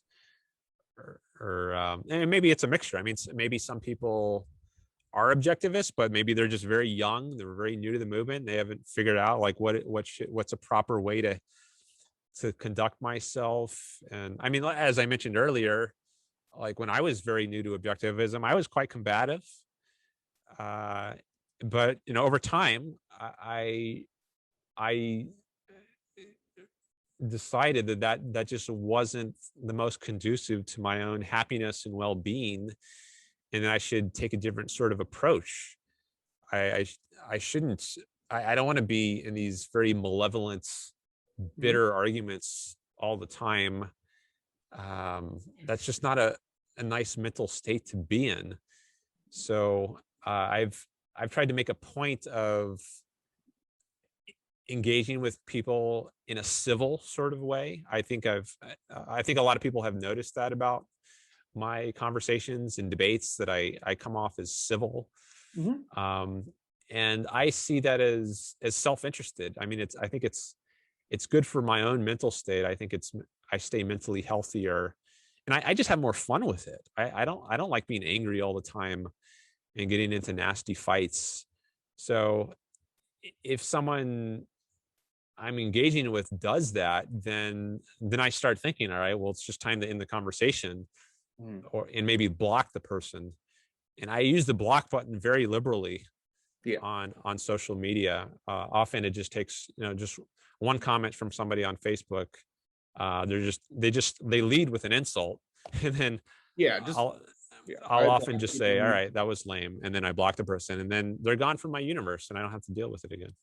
Well, it's just justice. It's like, it's just disrespectful to you that they're just not even trying. They're not trying to get at the truth or how to make, I don't know, maybe help you be a better debater. They're just being nasty. So they don't deserve a response. Let's see, what was I going to say? I got off tangent. But yeah, sometimes it's a mix. Oh, go ahead. Well, kind of what you were saying about when you're young and you just discover the truth, that objectivism is true, and that you're like, whoa, this world should be this, and it's not. That's an injustice, so I'm going to be combative, right? That's kind of how I took it. It's like, if you're not agreeing with objectivism, you're dishonest, you're clearly an immoral person or a nihilistic person, you're just trying to destroy man's mind or the world. And there are some people like that, but not everyone is that. And it is like being in that intense kind of malevolent state it's not productive. But you have to learn that. You get the feedback, so when you're young, you go, everyone should go through that phase. At least I'm glad they have the passion for the philosophy, even if it they go about it in the wrong way. Hmm.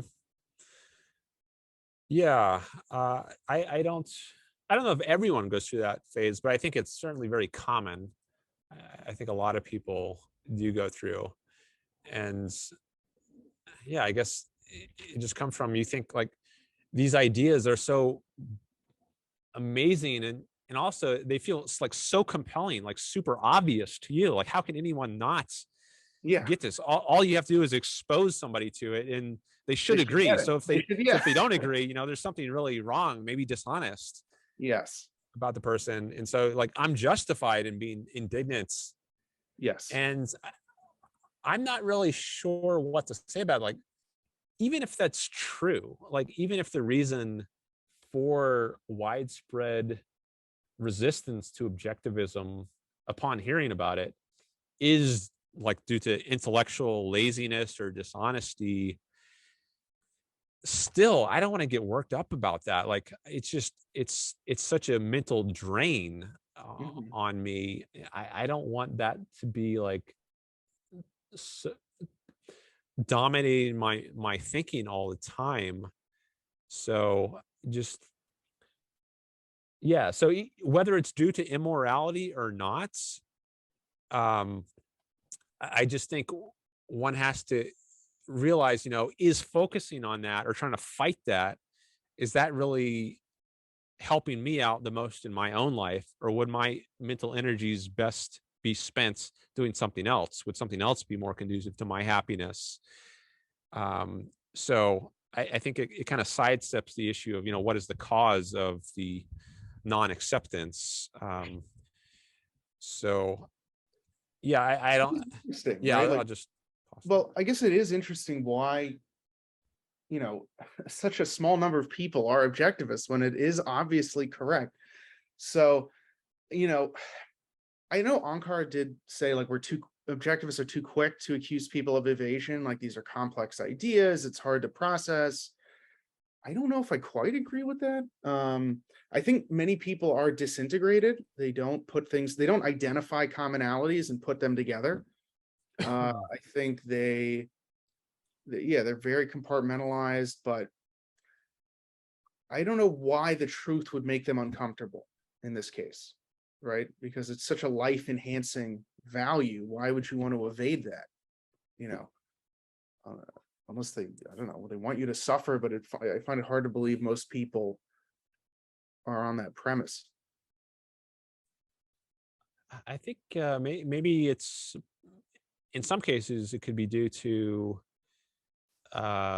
social factors. So like, if you're raised religiously and you've built your a significant part of your life around this, and all your family is religious, your friends are religious, and then you encounter this philosophy that is radically different, then now all of a sudden you've got to go get, if you're going to accept this philosophy, then that's going to put you at odds potentially with all your friends and family, which you've had for years. You might think, I'm going to lose all of that. So there's a lot at stake, if you get on board with this philosophy. Or maybe that some social circles you travel in. So like, if you're a leftist and you've been a left winger for years and you never heard of Ayn Rand, and then all of a sudden you hear Ayn Rand's, and you think like, oh, this kind of makes sense. There's I like some stuff here, but you realize like, okay, if I go down the Ayn Rand path, well, all my leftist friends, or maybe a lot of them, I'm just gonna have to break with, um, and that might be very unsettling to many people. Maybe they don't have, maybe it takes some courage to break off on your own and realize, yeah, you're gonna lose, you might lose some social positioning that you've become comfortable with, uh, and maybe it just takes some courage to realize, okay, well, yeah, maybe I will lose that, but the truth is more important. And I guess that if they're going to penalize me for going with what I think is true, well, then maybe they weren't the best associates to have in the first place.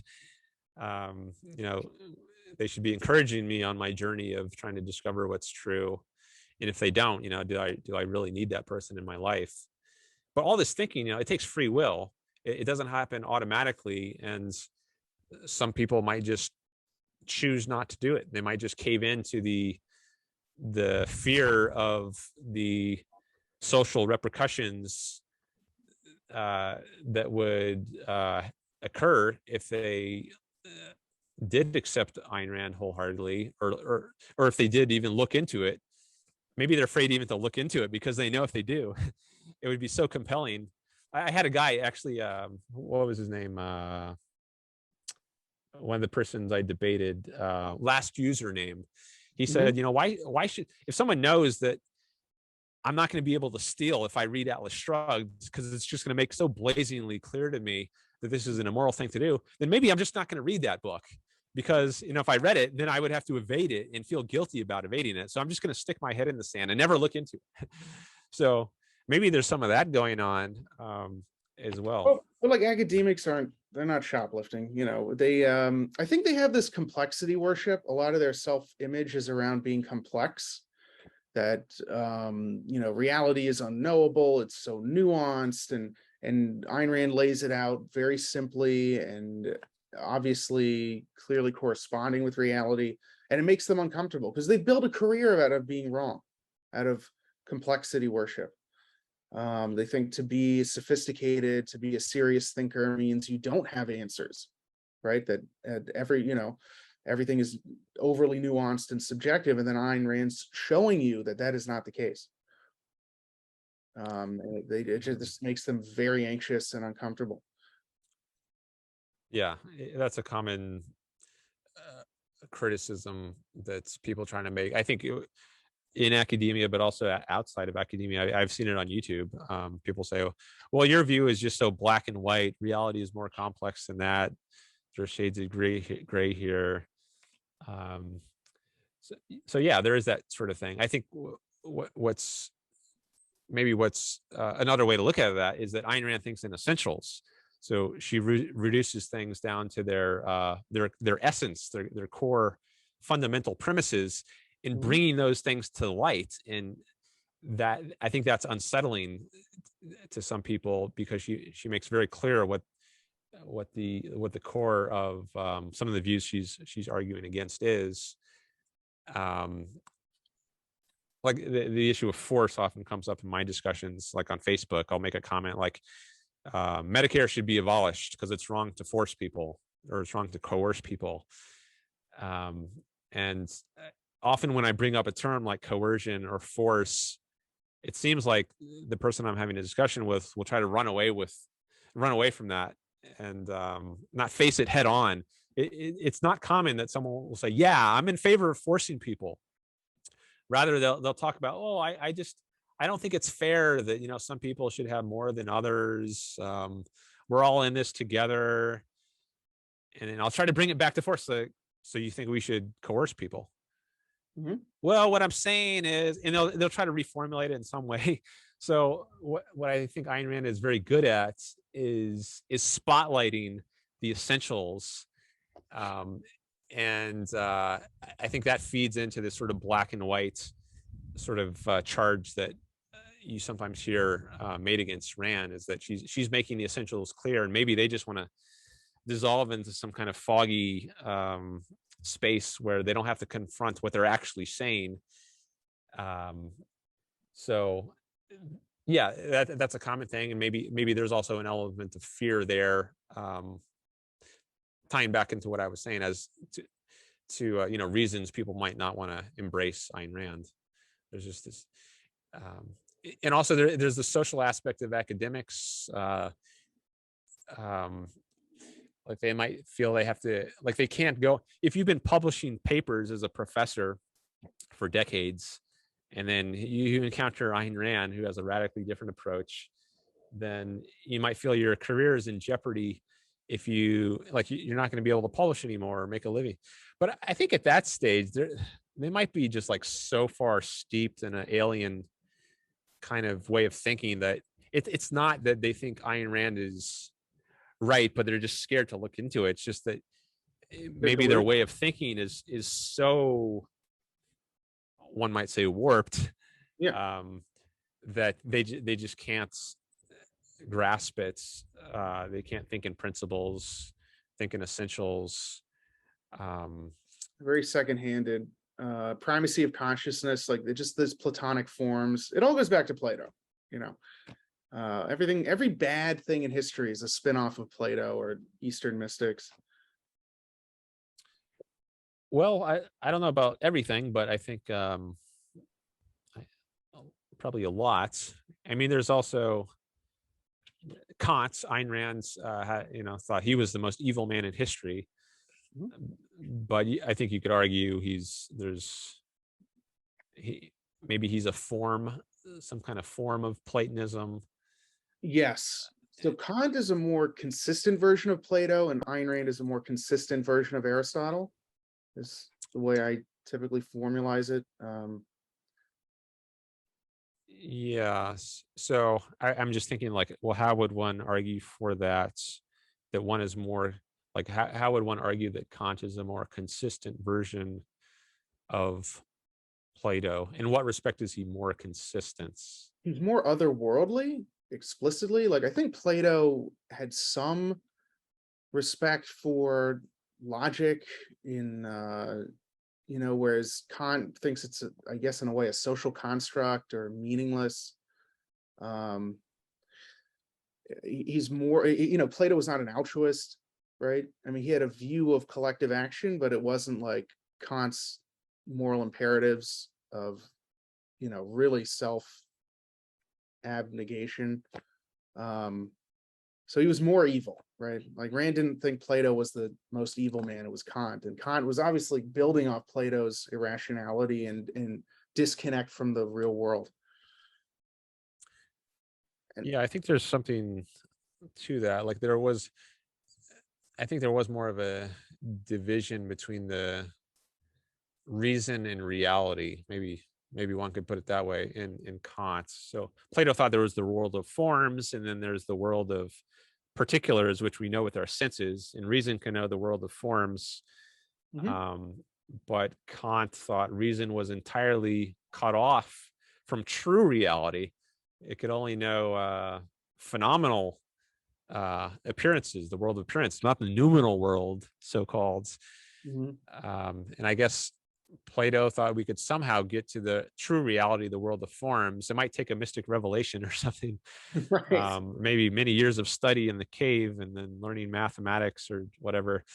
But we could eventually get there at least. Whereas I think Kant thought, no, by the nature of consciousness, we can't. We are blind because we have eyes. We are deaf Yes. because we have ears. We are deluded because we have a mind. So it's a much more. This is, for anyone who doesn't know, this is Ayn Rand's formulation of the essence. Kant himself doesn't put it like that, but this is her formulation of what his view amounts to. Identity disqualifies consciousness, because we know in a certain way, our knowledge of reality colors and distorts uh, what it is that we know. So we can't really know it. Everything is seeing things through a distorted lens, so to Mhm. speak. So yeah, I think there is something more. The mind is more cut off from reality in Kant than it was for Plato. Mhm. It's more nihilistic. I don't think Plato was more of a power luster, more authoritarian, which is somewhat a cousin to nihilism, but not explicit, whereas Kant really wanted to undercut happiness, the human soul, reason. He didn't want to see you succeed. He was just basically explicitly anti-reason, anti-happiness, more explicitly evil than Plato. It's the difference between like maybe a mafia boss and a school shooter. Mm. Uh, so, and Plato thought, I mean, you could interpret him as I'm no Plato scholar. I'm not a Kant scholar either, but um, from what I have learned about them, Plato, I think one could argue, is a kind of egoist in that he thought that. So in the Republic, he argues that there are different classes of people. There's the philosopher kings at the top who ultimately call the shots. And then there's the warrior class, the guardians, and then there's the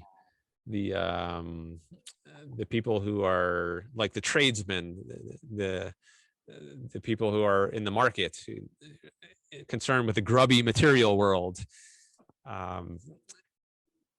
But he thought each person did best in his own role. So if you were a grubby tradesman, well, it's best for you to be in that role. You're just by nature that sort of being. So I guess he had these kind of maybe deterministic views of human nature, and that people are just determined to have a certain role that they perform better in. Like you wouldn't, as a tradesman, you're just not cut out to be a philosopher king. That wouldn't suit you the best. Or like if you're the worker bee, you're not going to be the best as the queen mother. Right? You're just not cut out for that by your nature. So it's in your own interest to play the worker bee role, or to play the guardian role, or to play the philosopher king. So you might interpret him as a kind of egoist, while at the same time, I think there's some element of collectivism. But with Kant, I think like there's, if you're doing what's best for yourself, then there's nothing moral about that. Like it's something is only moral if you're doing your duty because it's your duty, not because it somehow benefits you, but just because you are doing your duty. Where does this duty come from? Maybe the numeral world. But yeah, it's not that it's in your interest in that. That's why you should do it, but just because it's your duty. Whereas I guess Plato would say, well, it's in your interest to play a certain role in society. So I do think there too, there's a more self-denying sort of streak in Kant that you don't get in Plato. Yes. Let's see. Yeah, I agree with that. Also, kind of going back to your point about thinking in essentials, I notice that, you ever hear the term reductionist or reductionism? Like your argument is reductionist. Like that, I hear that all the time. Like if you think in principles and you get to the essence, it's like because you integrated, therefore it's wrong. Right? Because you reduced it to the fundamental, it's simplistic, it's wrong. So you can't, get to absolutes or broad generalizations. They want to disintegrate that. They want to break that apart. And yeah, they fling that word. I don't know if they do that in philosophy departments a lot. I don't recall hearing the word reductionist used in that sort of sense. You hear it in other senses, like reducing the mind to the body, like in the mind-body philosophy of mind sort of debates. But in the sense you're talking about, where it means thinking in essentials, I don't think I encountered that until I left academia. But I was just thinking, like, that's maybe the logical implication of that is we can't even have concepts. Like, how can we use the term man to refer to both you and me? I mean, we're look at all these differences. I'm wearing shades and you're not, and you've got like this flowery shirt on, and I've got a striped shirt, and you're in New York and I'm in California. You're failing to appreciate all the rich complexity of nuance and difference that divides you and I, Dave. How can you simplistically use this term man to refer to both of this? What a boneheaded, reductionist, simplistic outlook. So do we have to now just throw out all general terms and concepts? Right. Maybe that's the ultimate. I mean, that's Kant's doing. So I think there's. Anyway, I think that is a problem when you're not thinking in essentials, and that there's something wrong with people who do. And I do encounter that. Both, I think, well, definitely outside of academia, I've heard that, but I guess maybe in a different form inside. academia. Like Rand just makes these sweeping statements about philosophy or about history. I think you might hear about it. She has a very grand sweeping narrative of history about how there's the Greco-Roman era where there's reason was coming into prominence, and then you had the Dark Ages for 1,000 years, and then you had the Renaissance. But isn't it simplistic to talk about the Dark Ages? I mean, weren't there some discoveries in 19th century France in the Carolingian Empire? Yeah, I think that's sort of overly complex to the point where, so I think a good analogy, right, or saying that you sometimes hear is you're missing the forest for the trees. I think that sometimes happens, like in the field of history in particular. You can spend a entire lifetime career studying some, France in the 1940s or whatever, and you lose the big big picture. You lose the big. It's just the narcissism of petty differences, or it's. I tend to think it's dishonest, but maybe our academic systems have they're like disintegration centers, right? They don't want you putting things together to make generalizations. Like everything is its own unique case, right? So you really could not really acquire any knowledge or principles. It's just kind of pretend world. It's like adults playing pretend in a lot of school today, outside of the hard sciences. I think it's really just make-believe. It's John Dewey. It's whatever you feel like, here's your A, we'll pass you. I still get my pension. It's a real scam, unfortunately. I'm wondering if well, I was just thinking, like, with the school shooter phenomenon, right? Like that wasn't even a case 50, 100 years ago. It was unheard of. And why are they shooting up schools, right? They're not shooting up malls or supermarkets, at least not that often. It's always schools. There's something nihilistic going on in education.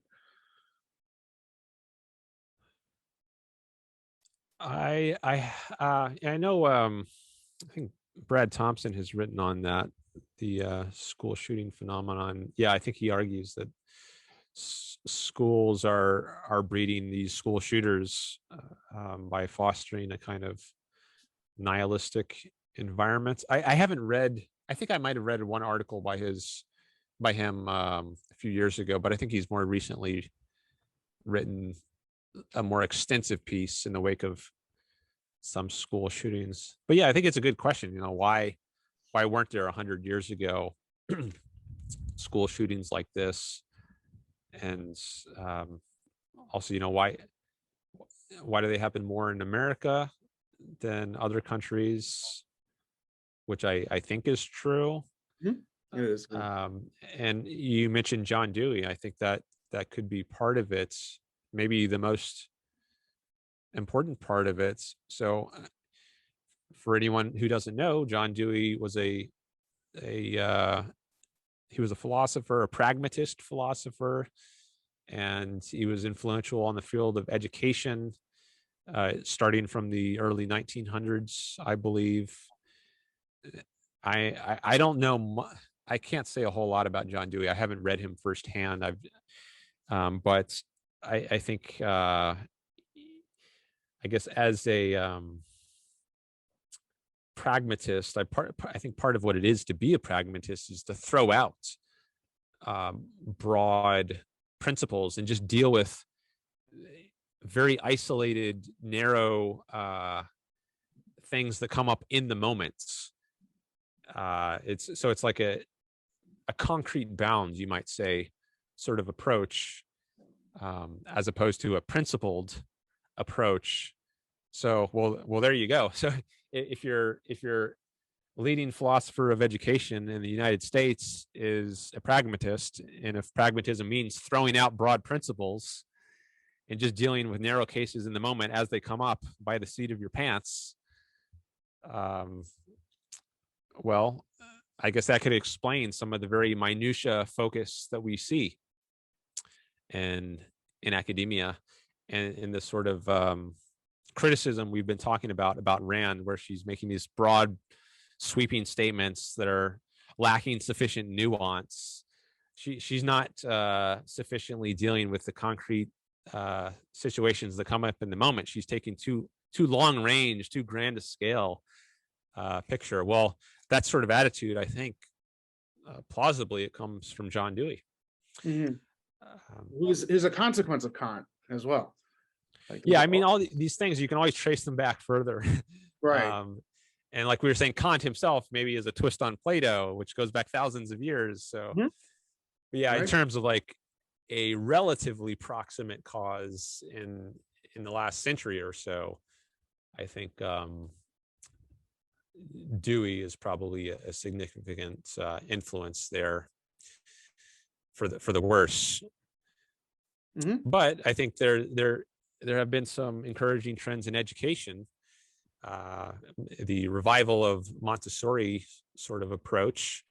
There's some objectivists who have started schools and programs over the last decade or two that I think have been growing a lot and have had a lot of success taking a different non-Deweyan approach to education, one that has an approach that has been more influenced by objectivism. Mhm. That I think that is a hopeful sign for the future. Yeah, it was founded by objectivists. So yeah, slowly we're gonna win out. Yeah, like Guidepost Montessori School. Mhm. There's the Higher Ground is the I think the larger parent company of which Guidepost Montessori is one division. And then Lisa Van Dam is another example. She's run a very successful school in Orange County, California. And she incorporates the philosophy of education ideas that Leonard Peikoff has developed. So yeah, there's some good signs in the education field. Yeah, absolutely. And technology, unbelievable progress because it's not regulated. Like Peter Thiel says, we regulate atoms but not electrons.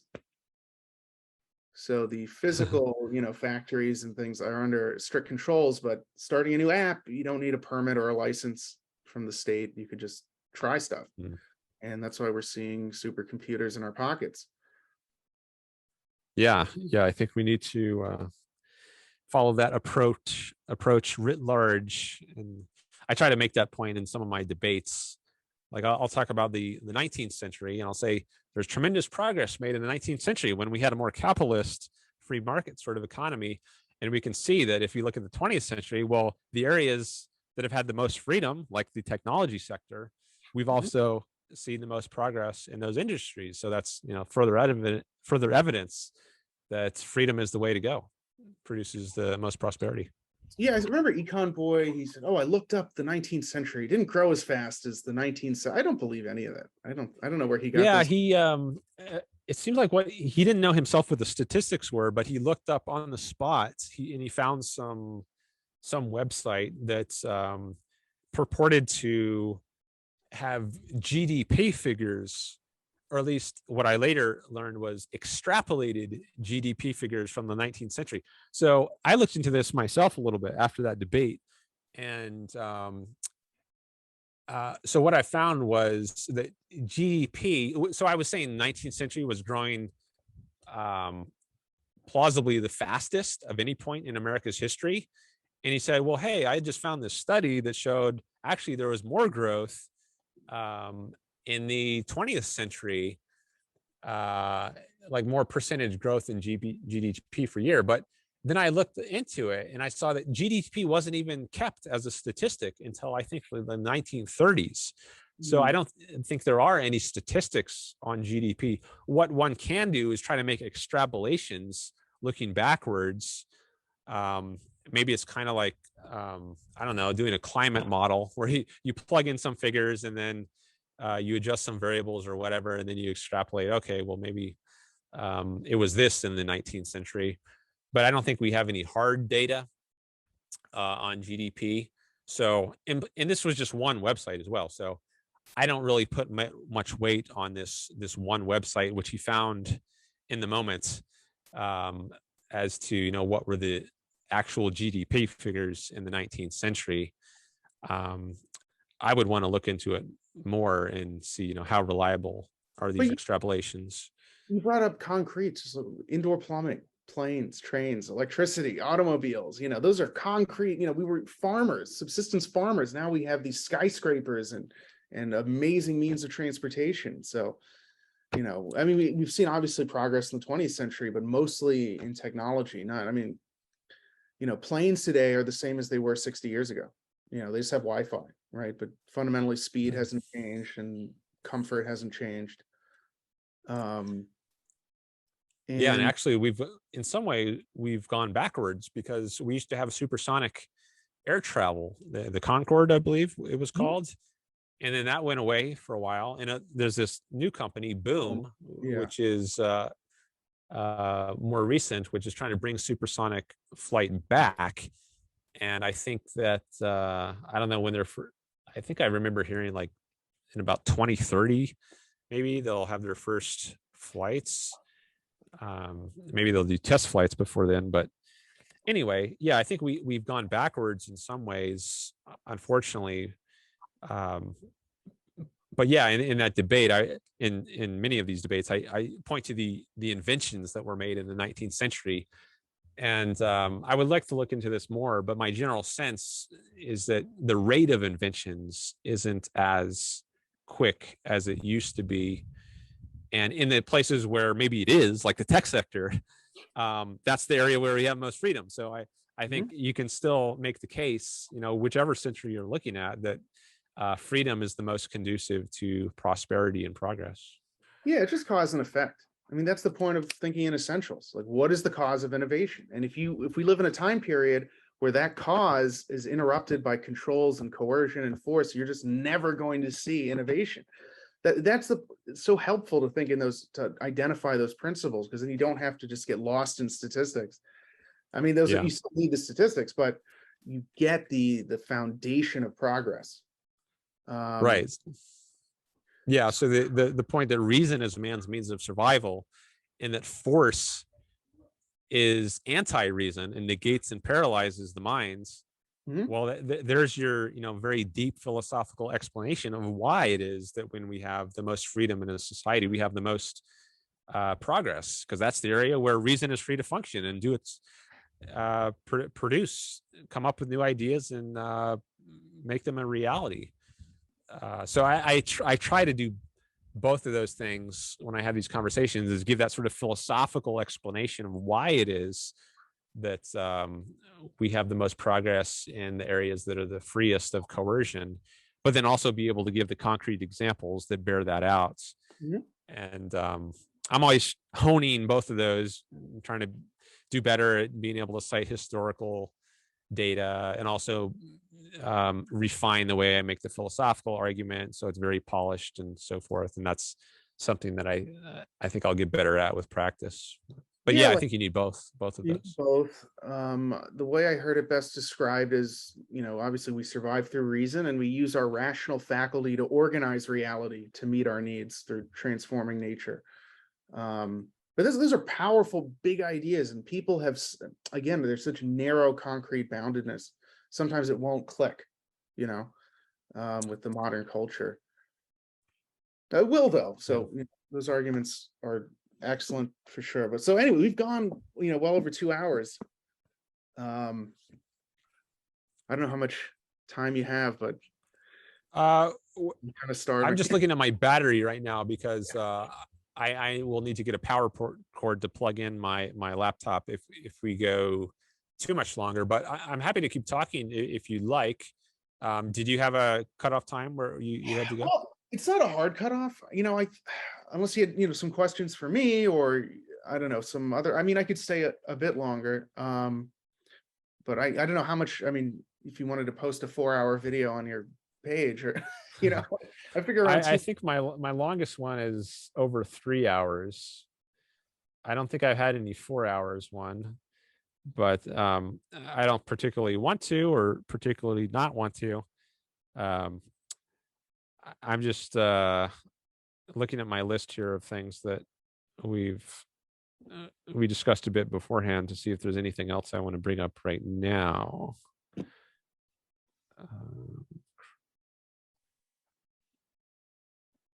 Okay. Yeah, I think we've said at least something about all of these points. So I don't really have anything else which I'm like, I have to bring up before we leave. But as I said, if there's other things you want to talk about, I'm happy to talk more. So Well, I guess for now, I think maybe we could put a bookmark, and we can okay, always do this again. It's over 2 yeah, hours, pretty good. Are you going to be going to OCON this summer in Miami? I plan to. Yeah, I already bought the ticket, the discounted ticket. So yeah, I plan to be in Miami. I should be. I don't know, because right now I think it's like $2,500 or something. I didn't get the discounted rate. They really jacked the price up. I don't know. I might just go hang out in the lobby because I have some friends who live nearby. Uh-huh. That's another thing. Florida, the freest state in the country. You see everyone moving there. Yeah, it does seem like maybe it's the well, Texas, Austin, and then Florida seem to be the most popular destinations that I think of places I've heard about objectivists moving to. The two freest states. Uh, at least in some respects, there's the abortion laws of Texas. So, Which are nuts, but yeah, in other respects, freer. I think you can also get day passes. Like even if you don't want to buy the whole thing, maybe okay. there's certain days that you Right, like the can. Rome's talk. Yeah, I don't know how much that is, like $300 or something. Yeah, I don't know, but also there's a live stream option. So if you wanted to go, maybe you could like get the whole thing on live stream, and then there's a particular day you wanted to go. Maybe you just buy a day pass for that day. Yes, I was thinking of that. Yeah. And some of these they end up coming out on YouTube anyways for free that anybody can watch. You just have to wait longer for it. Yeah, I'll buy the thing, but I want to meet people. Like, I'll hang out in the lobby even if I don't, because I just don't want to. I don't know if I want to drop 2 or 3 grand for a week. But anyway, I think the Crowder idea with the getting a booth and filming yourself, selfishness is a virtue, change my mind. The science, so have a seat, let's talk about it, and just Yeah. I think that would really grow the channel. I think it's a cool concept. Or abortion is a human right, or I don't know, something like that. Or Yeah. Ayn Rand, right? I think Ayn Rand was right. Should be your first video. Change my mind. Well, I'm intrigued by the idea, so I'm really glad you mentioned that. And yeah, I think it's likely that I will try that at some point. Yeah, I'm always in. If anyone else out there has ideas for the channel, or if you have feedback you want to give, I invite that. So yeah, feel free to throw those out. And yeah, I will. I'll credit you if I end up doing that for the idea. Give me a shout out, man. But maybe we could do something like this at OCON. We could have another, I don't know, sit down or something. Yeah, I'd definitely be up for talking there, or we could do another Zoom call sometime. But Sure. yeah, it was good chatting with you, and I think yeah, this was a pretty good place to put a bookmark for now before my computer battery runs out. Yeah, and listen, if you could send me the video, the recording, even if you don't post it, it'd be cool. I'd like to maybe listen to it again. But I certainly hope you post it. I think this was a good talk. Maybe edit out something if there's issues you don't want public. But yeah, I think good discussion. I mean, I'm sure me and you could go on for days. Yeah, I think there's a good chance that this will be publishable material, or at least a lot of it will. But yeah, in any case, I can definitely give you access to it afterward. Perfect, man. Well, all right. Thanks so much. And yeah, I'm gonna go get some food. I didn't eat. What time? It's like 4:30. I didn't eat anything. So all right, Yeah, man. okay. All right. I'll catch you later. Sounds good, man. I'll see you this summer. Okay. All right. Have a good one. Bye. Okay, bye-bye.